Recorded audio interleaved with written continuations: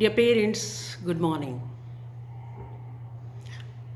देखिए, स्कूल में कुछ परंपराएं हैं। आई कॉल देम परंपराएं ओनली। कि we need to finish the syllabus, test are to be conducted and exams are to be held. और उस एग्ज़ाम से पहले हमें पेरेंट्स को सिलेबस देना होता है और रिवीजन कराना होता है। एज यू नो ऑलरेडी कि I am teaching class 3rd this year, तो ये मेरे लिए एक बहुत अच्छा एक्सपीरियंस है। I am learning a lot.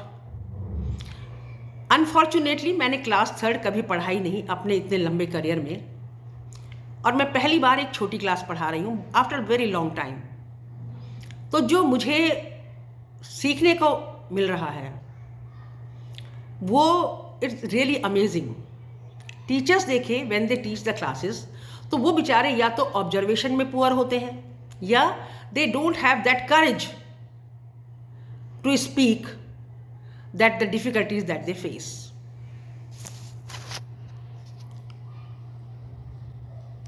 अब देखिए, मैं क्लास 3rd पढ़ा रही हूँ आजकल, तो एग्ज़ाम नज़दीक आ रहे हैं, तो हमें कम से कम 15 डेज़ का रिवीजन कराना है। अब जो डिफ़िकल्टीज़ हम फेस कर रहे हैं रिवीजन में, कल मेरे पास जो मैम क्लास 4th को इंग्लिश पढ़ा रही हैं वो आई थी, तो उन्होंने कहा कि मैम, मैंने टेंसेस बच्चों को अच्छी तरह से पढ़ाए थे, लेकिन जब मैंने कल टेस्ट लिया बच्चों का तो बच्चे तो सब कुछ भूल गए हैं। तो अब क्या होगा? अब मुझे तो टेंसेस फिर से पढ़ाने पड़ेंगे एग्ज़ाम में देने के लिए, जिसका अब उनके पास इतना टाइम नहीं भी होगा, हो सकता है। Same is situation in class 3rd also. देखिए, अगर किसी सब्जेक्ट के रिवीजन के लिए 15 डेज मिल रहे हैं, मेरी बात को प्लीज़ ध्यान से सुनिएगा, तो जिस टॉपिक का रिवीजन हमने पहले दिन कर दिया है, उसके बाद 14 डेज पास होंगे, फिर उस सब्जेक्ट के टेस्ट की डेट सबसे पहले तो होगी नहीं, हो सकता बाद में हो, तो जो गैप होगा 15 to 17, 18 या 20 डेज का, उस गैप में जो पहले रिवीजन में पढ़ाया था, क्या बच्चा कर पाएगा?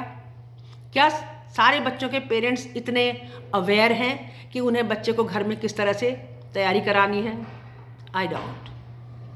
मुझे खुद बच्चों को एक एग्ज़ाम का क्वेश्चन पेपर बनाने में डर लग रहा है कि मैं कैसे क्वेश्चन पेपर सेट करूं कि जो बच्चा जितना केपेबल है कम से कम उसके उतने नंबर आ जाएं। क्या एक एग्ज़ाम, केवल एक एग्ज़ाम, एक दिन का एग्ज़ाम बच्चों को टेस्ट कर पाएगा कि what is their learning capacity, what is their rote memorization and what is their learning capacity? तो इस एग्ज़ाम का क्या स्वरूप होना चाहिए, कैसे एग्ज़ाम होना चाहिए, इस पर we need to sit together and decide. क्योंकि ये जो एग्ज़ाम जिस तरह से चलते हैं एग्ज़ाम स्कूलों में सभी जगह, ये मेरी तो बिल्कुल समझ में नहीं आ रहा है। अब देखिए, जहाँ तक सिलेबस की बात करें हम, पेरेंट्स दे डिमांड कि सिलेबस नहीं मिला हमें एनुअल एग्ज़ाम का। तो देखिए, 6th ऑनवर्ड्स में बच्चे बड़े हैं, टीचर क्लास में बता रहा है, वर्बली बता रहा है, रिवीजन भी होगा, हर लेसन का रिवीजन तो होगा ही होगा, फॉर्मली तो रिवीजन होगा। तो बच्चे को पता होना चाहिए कि कौन कौन से लेसन आने वाले हैं। Is there need to give a return syllabus to the children 6th onwards? क्योंकि जिसको रिटर्न सिलेबस की जरूरत पड़ेगी वो मुझे नहीं लगता कि is serious enough about the studies and taking the exam. होगा क्या कि पेरेंट्स बच्चों के साथ बैठेंगे और they will be after them कि this is your syllabus, so prepare this. So do such exams help the children? This is the point. मैं क्लास 3rd की बात करूं तो क्लास 3rd की मैडम मुझसे कह रही थी कि मैम सिलेबस दे दीजिए। मैंने कहा मैं नहीं दूंगी सिलेबस, मुझे सिलेबस देना ही नहीं पेरेंट्स को। पेरेंट्स को ये पता होना चाहिए कि किस चीज़ का रिवीजन चल रहा है, वो तैयार कराएं अगर वो तैयार करा सकते हैं।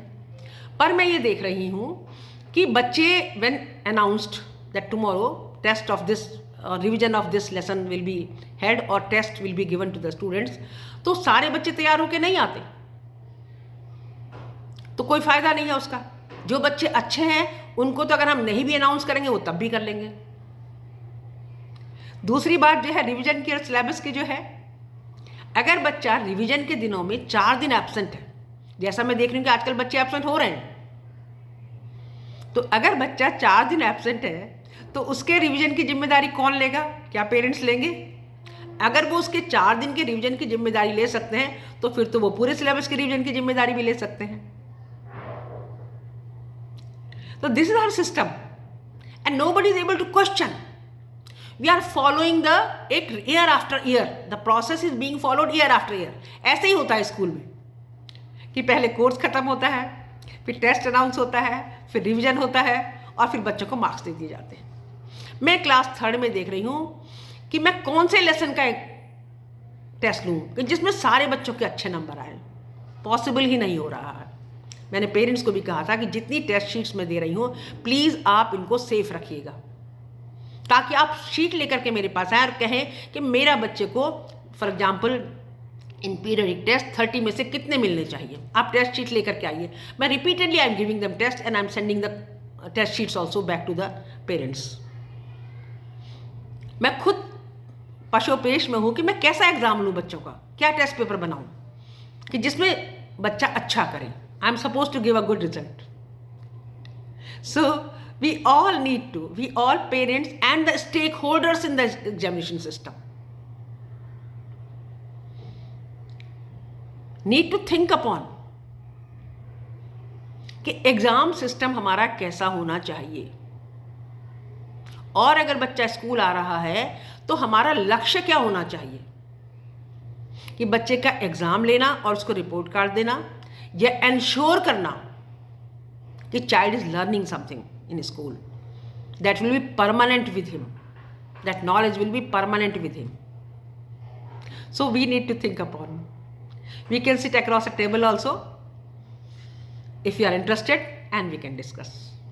Thank you so much.